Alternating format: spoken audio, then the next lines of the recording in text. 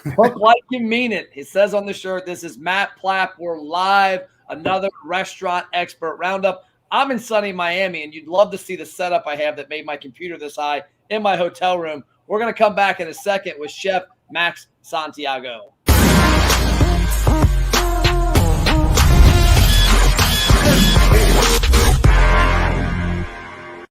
So, Chef, I can't say that I can cook like I mean it because I suck. Like, cooking to me is Pop-Tarts and a DiGiorno. So I know you can't. I can eat it like I mean it. So tell us who you are, where you're at, and a little background. Well, thank you so much, first of all, for having me here. It's an honor. I love to share and help out my fellow business and my fellow, culinary industry, hospitality industry people. So anything I can do to share. I've been a pastry chef for over 27 years. I started in the U.S. Air Force, believe it or not. Thank you for your service. And absolutely, my pleasure. It was one of the best things I ever did. I grew up there, became a man there. And so from there, I went to culinary school and I started working in fine dining and high-end hotels and resorts. So most of my career, about 20 years of it, was spent in that industry of fine dining, working for only James Beard award-winning chefs for 5-star, 5-diamond hotels. Like I've been the pastry chef of the Ritz-Carlton, the pastry chef of the Peninsula in Beverly Hills. I opened the Cove in Atlantis, Bahamas, numerous other hotels. And now for the past 3 years or so, I've been my own self-employed business owner. And I am a partner in a cookie shop that's called Batch the Cookie Company, where we have 2 locations. We've opened a little over 2 years ago now, and we're growing fast. We're about to open up our 3rd and 4th very soon. I have amazing business partners. And I'm also about to open my own donut shop. I was a partner and one of the original founders of the Salty Donut, and I created all the recipes that they started with, and I'm sure they've changed some things along the way, but all the flavors that are on their menu are mine. And I got a lot of exposure from that. So we created something magical out there. We were the first artisanal craft donut shop in Miami.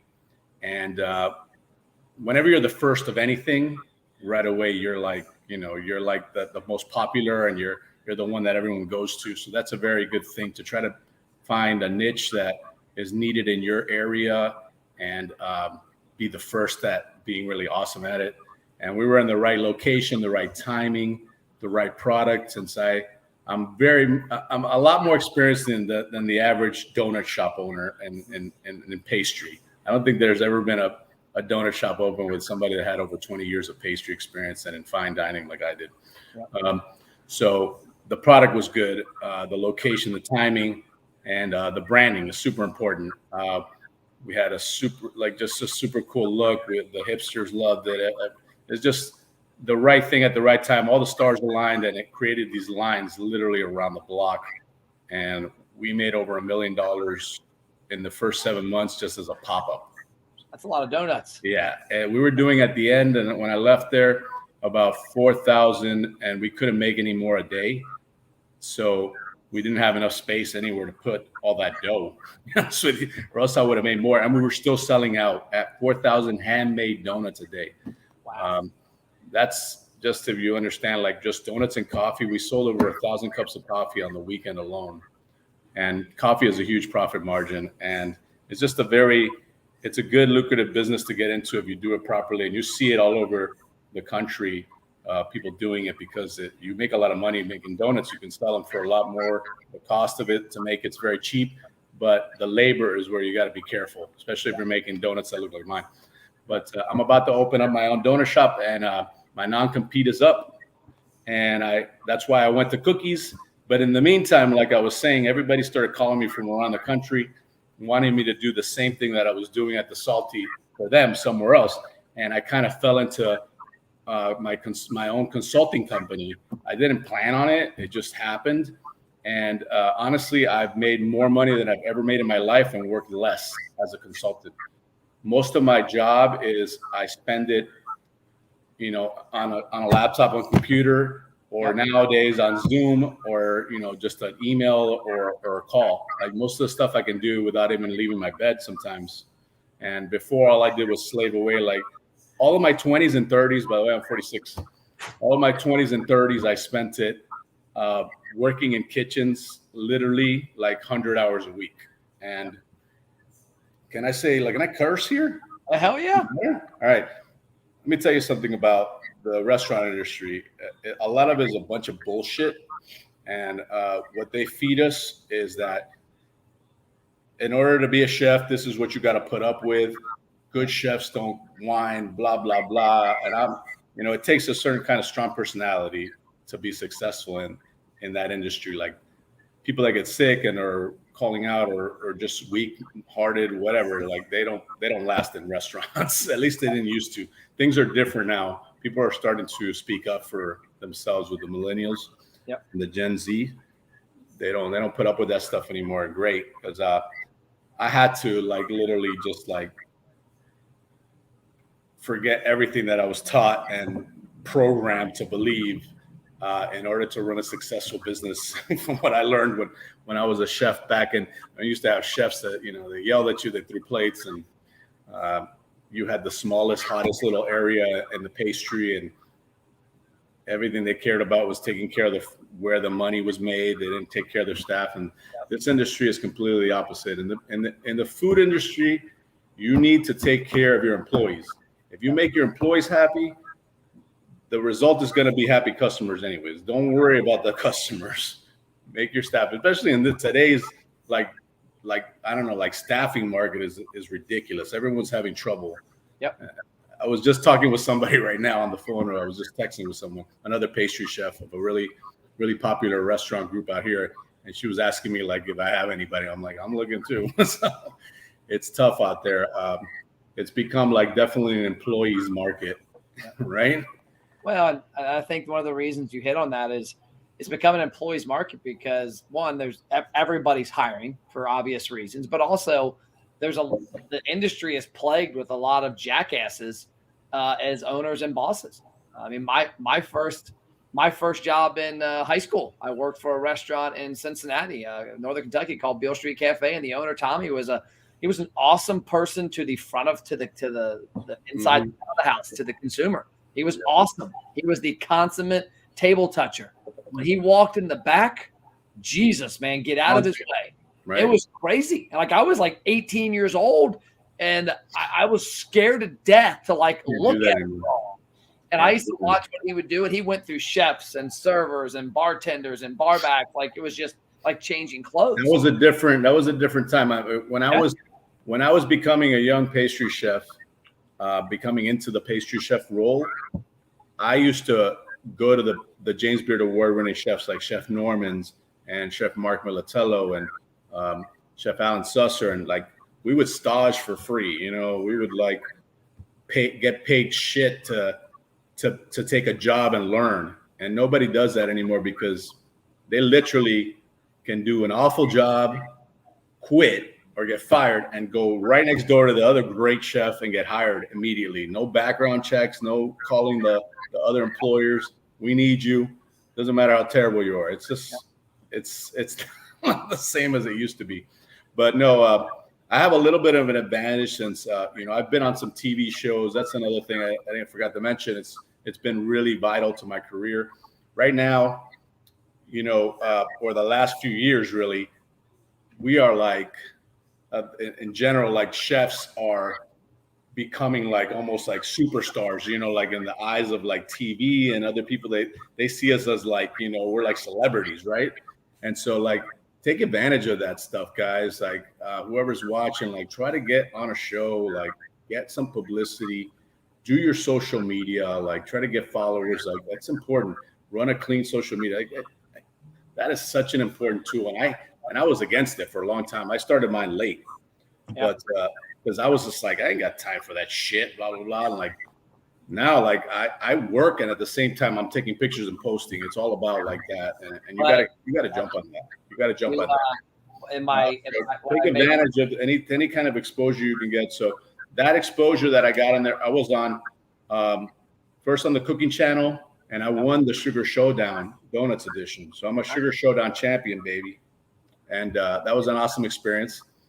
By the way, I won that when I was on the Salty Donut, and we won 10 grand, and I didn't keep any of it, and those guys took all that down. So keep what you make.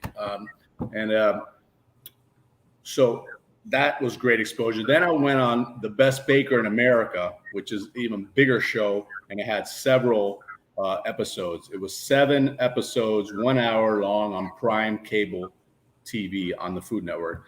And I was on the second season, and I got up to the semifinals. So I did 6 of the 7 shows, and it was just a great experience. And I tried to get as much attention as I could. I even did a cartwheel on national TV, on national cable TV. See what I just typed in there? And I had that typed before you said attention. Yeah, attention, because there's so many. Like, you got to stand out, and you can do it. Who they're going to remember is really like there's this great show right now on Netflix. All right, you've got to watch it. It's like the School of Chocolate with Amari, that pastry chef, who's like, that guy's an alien. He's not a human. He's like, everything he does is perfect. Oh my God, I think he's an alien. He like glides out into the room. He doesn't step.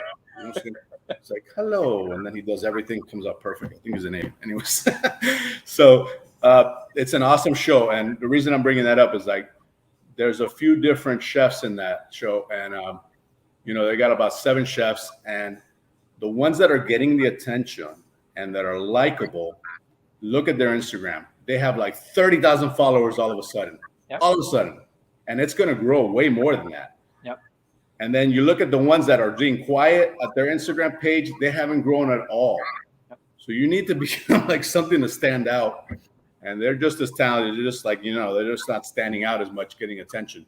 Well, that's what we teach restaurateurs and people in the business. Our acronym, America's Best Restaurants, is also ABR, attract, build, retain. And that first step is, how are you attracting attention? And like, we've got our TV show today. I think we filmed 12 or 13 episodes in 2 cities. And it cracks me up, the number of people that are like, oh, I'm not interested. You're not interested in somebody coming out with 4K cameras, promoting you for free, putting you on Facebook, Instagram, TikTok, Snapchat, YouTube.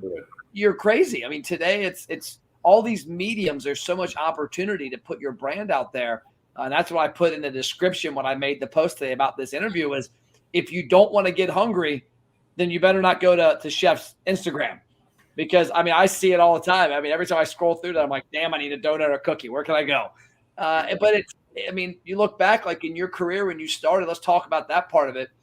Because when you first started, now granted, you were the chef back then, you weren't involved probably in the marketing at some of the restaurants, but at the same time back then, Facebook, Instagram, YouTube, TikTok, none of that stuff existed. No. There wasn't. Now it's free.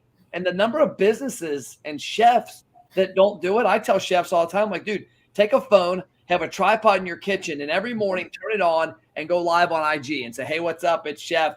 I'm here today. We're going to have a great day. By the way, here's a dish I like to make that's not on the menu. There's so much opportunity. Because really what it is, it's a lot of the chefs are afraid of something they're not used to doing and knowing. And you can't be afraid of things. You have to take chances and learn it. It's a cop-out when you say something like, oh, I don't have time for that. Yeah. Like, bullshit. There's nobody that's as busy as I am. And I take the time to do it. I agree. Same as me. I'm the same way. I'm live. I'm live, and probably I'm involved in 50 to 75 videos a week. Hell, I'm at a conference in Miami. I left for 30 minutes to go from the last session to dinner with the guy that runs the company. And I'm in my hotel. I got a chair on the bed with my laptop on it to have a conversation, because in my business, things like this help me. I get people like you on here that can tell the story and help other restaurateurs, and now I'm a resource. And all this is free. Amazing. You got to take advantage of it. And even now they're finding ways to charge you, because your picture doesn't come up as much, and it does add extra pay, but it's still way cheaper. Oh yeah. And you know what's changed because of it, because of social media? Before, when you were a chef, you used to have to work and stage in other places to gain experience.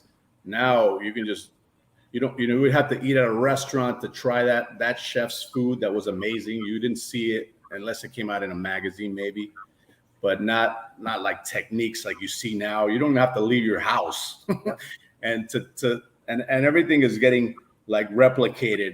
Before, like you used to have to travel to France to eat at these great restaurants. Now you can just do the same thing here. And what's happening is people that don't even have experience are just copying what's doing well in another country, like donuts or cookies. And they open up a business, hire a consultant like me, give them the recipes. I make a shit ton of money, but then, their restaurants popping up doing the same things without that chef aspect in there, and now there's more competition, and yeah, it's just changed. It's changed everything with the social media. It really has. And so there's a lot of things that I've learned, like you were saying though, as a chef, when I was busting my butt all my 20s and 30s, literally all my 20s and 30s, I was working in kitchens, hidden away in a basement somewhere under a hotel, not seeing daylight, so, not having a life. Like, what I learned about that, and I'm going to say this to like other chefs, and when you're working your ass like that, like ass off like that, they're taking advantage of you. Like, make a balance. You can still be just as great a chef and have a normal life. Like, so you're never going to get rich doing that kind of work. People like me now hire people to do stuff like that, and I don't overwork my staff like that. I used to get overworked, but you're never going to get rich slaving away in a kitchen. And I wanted to bring this up because what I see a lot of with up and coming chefs turning business owners is that they didn't get the exposure that I got, which I created this cool thing with the salty donut, which I got super lucky. At the same time, it wasn't luck because it was a lot of things done well, but it was a lot of luck. Okay. So you don't have that break. Nobody knows who you are, but you want to do your dream and open a restaurant. So what do? You open this, you slave up all your money, you save it up, and you get a loan, and now you're in debt, and you have a house that's, like you owe a mortgage, whatever. So they are terrified of losing everything. And what they do is they're the first ones to open. They work all day, they close. They have no faith in anybody else, and they end up overworking themselves and underpaying themselves. And it's awful. It's an awful life. Yep. Listen, I'm a business owner. I've been a business owner now, like really 6 years, but the last 3 years more than ever. Like, and I've worked less than I've ever worked, like ever in my career. You don't need to work that way. You can literally like pay someone that you trust a little well, maybe make them even an equity holder or at least a profit share. That way they feel like they're, a little bit, it's their own thing. Have them open, have a person at night that closes. You as the head owner or chef, if you want to be the head chef still, come in the middle, have a life, give a nightlife off to whoever opens, and the same thing, get the person that closes to come in later, but you're in the middle. You can watch your whole thing, still keep track of it. You do not have to live there, slave away, still have your life. And you're never going to become rich slaving away in one location. Never. Well, you have to start where you make the money as a business owner is making the connections, making your business be known, going out there, opening another location. If you have to be in a location in order for it to succeed, that is not a good business. That is not a good business model. The big thing. Stop thinking that mentality, guys. Don't be scared of giving your trust to somebody. You're actually wasting your time working that way. And I've seen it too many times.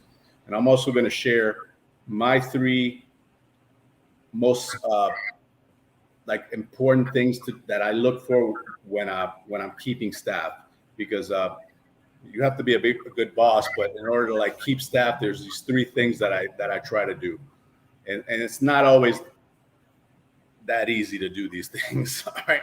So first of all, I look for a space that has some type of an employee parking, or look for striking up a deal with a nearby parking garage that can give me some kind of a discount. Chefs in general hate paying for parking. We work a lot of hours. We don't make a lot of money. And if we're going to give you $200 now on top of that, we will quit. And I tell you right now, that is where most of the people have problems with staffing. If you're on the beach here or you're in Brickell, all the high-end places that they charge for parking for everybody, it's awful. Yep. I opened my place, my donor shop, as a giant parking lot with free parking. So every location that I look for, I'm going to try to find a place that either has free parking or has something good for them, or else I won't even like deal with it, because what I want, okay, I have this great place that's making a lot of money, but I can't hire anybody. So Yeah. what the fuck am I going to do? You know? Yeah. Okay, so and then the people you're hiring, you're burdening them. yeah, I mean, all you have really is people that walking distance, because nobody else is going to take that job. Restaurant that we consulted with in Pittsburgh called Hofbrauhaus Pittsburgh and Southside Works, and they had no parking. They had a parking garage, and the employees, I never even thought about it till one day I'm in there and I'm doing marketing, we're doing stuff, and we're doing now hiring. And the one girl goes, well, the one thing that sucks is it cost me, it was $180. Exactly. I'm like, what do you telling mean? you, a cook will quit and not take a job if they have to pay for it. They won't last there long. Yep. So that's number one. Number two, you have to give a cook, this goes back to how you treat them. You have to give them a place where they're happy to come to work. The days of like the kitchen is the smallest location in your foot space, your footprint, because you want to have the bigger place where you can put another chair and make more money. Well, that's bullshit. Like if you don't have a good kitchen, nobody's going to stay around. You have to have good air conditioning. You have to have the tools that they need to work every day. How many places have I worked that you couldn't find a whisk, or all the rubber spatulas were broken? That ain't gonna cut it. So I make sure that it's a nice, clean kitchen. Doesn't have to be enormous, but it has to be nice. It has to have the tools that they need, and they have to look forward to coming to work. There's nothing worse than you thinking when you get up out of bed in the morning saying, "Oh, damn, I gotta go into that hot ass kitchen where I'm gonna be sweating all day." Dude, only your worst employees that cannot get a job somewhere else are gonna stay there. That's what you're gonna get. Why the fuck would somebody that knows how to cook and is a badass stay in a place that they got to sweat all day and they can't find the right tools? Think about it. I was in a restaurant in Arkansas last year, and the kitchen didn't have the proper air, and they had an vent coming in. I was in there. We were filming, and I was in there 20 seconds. I'm like, Jesus, this is brutal. There's still a lot of business owners that don't care. Yeah. They're not chefs. They are people with some money that now all of a sudden, hey, I feel like opening a restaurant. They know nothing about food. They don't care about their staff. Yeah. So that's number two. Give them a place where they are happy to come to work with the tools that they have to do the job that you need them to do. Yep. And then number three is, believe it or not, has nothing to do with money. None of these. So you have chefs like that are true cooks that want to learn. Like you want to know the reason I have an easier time to hire people is because I'm a chef that's going to constantly be training them and teaching them something. They want to be somewhere where they're learning. If they're going to go somewhere and just like do the same thing day in and day out, they're not going to be happy. They're going to end up quitting because they want to go somewhere else where they can learn something. Yeah. And that's when people jump around. When they're at a place that they feel like they have a say in your menu, and that's even a great thing because now you don't have to think of everything. Join in your staff, make an idea box. When they have the flavor that you pick, put their name on the menu. Like do things like this that it drives them crazy. They love it, and it also you give them. You don't have to have all the responsibility on you coming up with ideas, and you have like people from all different backgrounds and different cultures that have cool ideas and flavors. Like one of my staff was like Filipino, and then we did like a halo halo where it was like shaved ice and stuff like that I would do like I never would have thought of. So include your staff, give them something to learn every day, and they will stick around for those three things. Yes, pay more and more with the Gen Z is becoming a thing, becoming an issue. But I believe, what's great is nowadays with the POS systems, it automatically prompts you to like leave a tip. And the majority of the majority of the people that buy now, they feel bad, and even they'll feel guilty not putting at least like the 15%, but a lot of them put even more. And so we don't keep any of the tips as restaurant owners at Batch or at my donor shop that I'm going to do. So we end up like splitting the tips at the end of the 2 weeks, and it really increases your pay to almost like $3 an hour more. Nice. So that's another way that you can do it. And what I do for my managers is, without having to pay them more, it's like what makes sense? Like, you make more money when we make more money as business owners, because you can't promise high salaries and then, you have a bad month, you still have to keep paying the same thing. So what I do with my managers, they don't get the tips, but they get, they get bonuses, and they have to keep, this gives them incentive.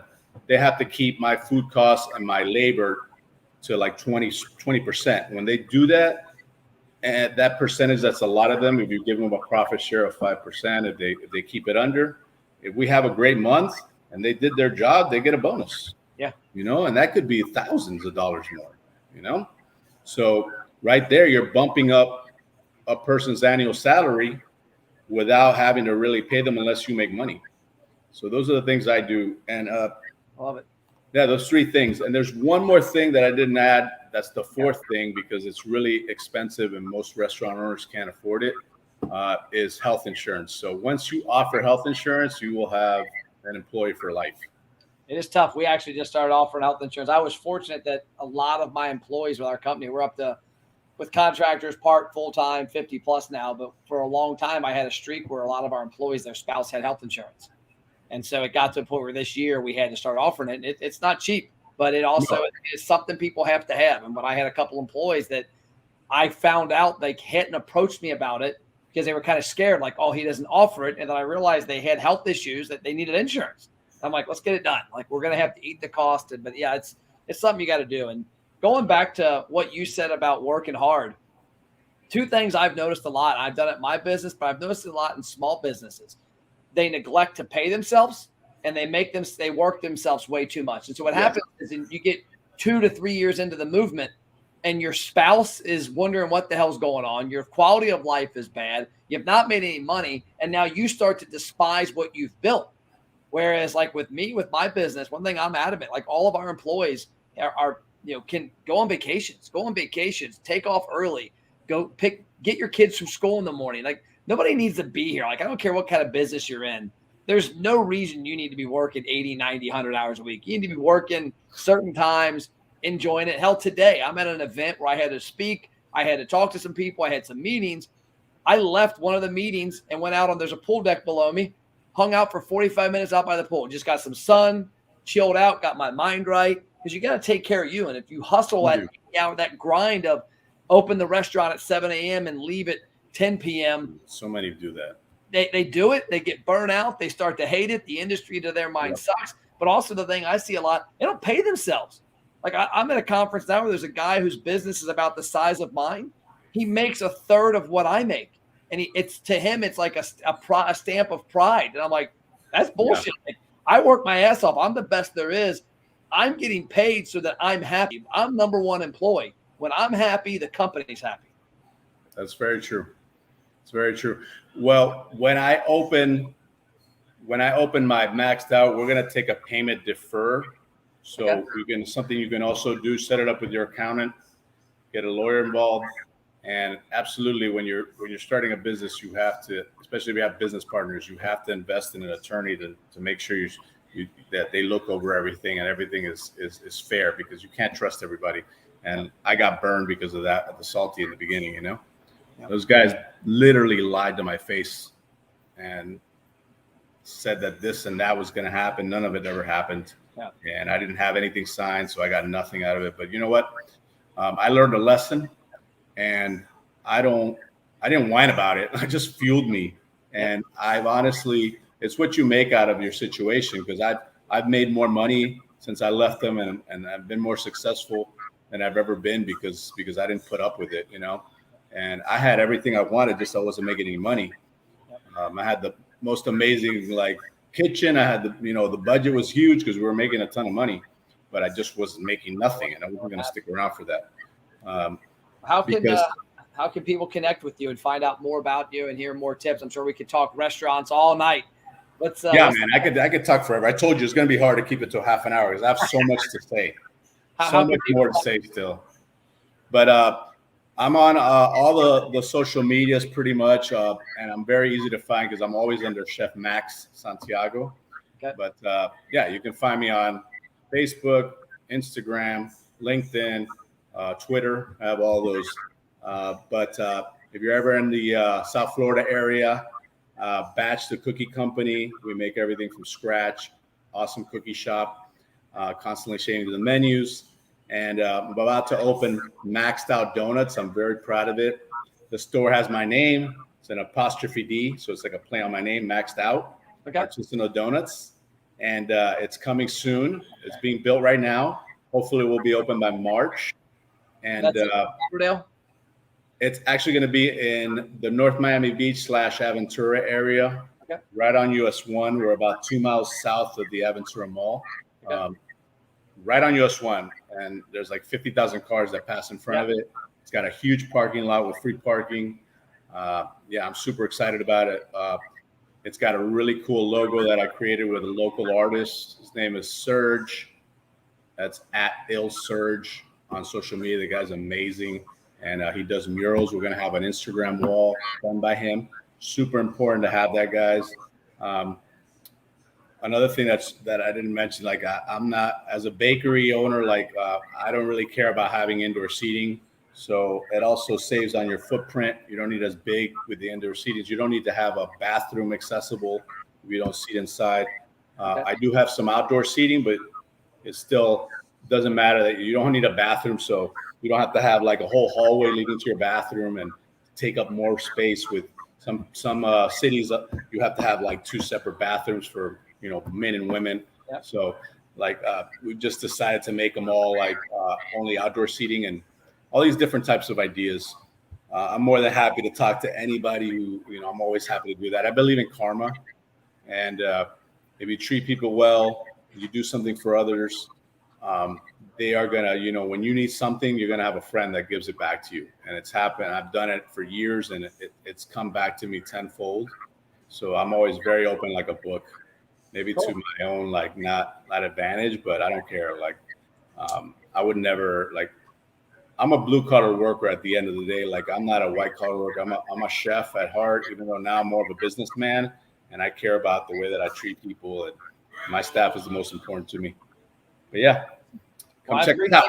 I appreciate your time, and I look forward to someday getting to enjoy the donuts at the new place. And listen, I'll be waiting for you. You know, I'll be down in Miami a bunch in the near future, so I'll be down here. You want to taste the best donuts in the world? I've literally opened 10 donut shops all over the world as a consultant in the last couple of years. Saudi Arabia, 3 of them different ones. Kuwait, Toronto. I was the corporate donut chef for their new Dream Donuts. I created about 50 donuts for Tim Hortons. Nice. I've been to Toronto a bunch of times. I'm gonna take you up on that. I'm gonna hold it to the best donuts in the world. Listen, I will hold my donuts up to anybody. Like I'm telling you, there's something else. We could have a whole nother conversation about just donuts with me. Well, we're gonna do that one in person. So we'll do that. All right, sounds good. Cool. I appreciate your time and have a great rest of your day, brother. Thanks, Matt. You too, brother. Thanks, man.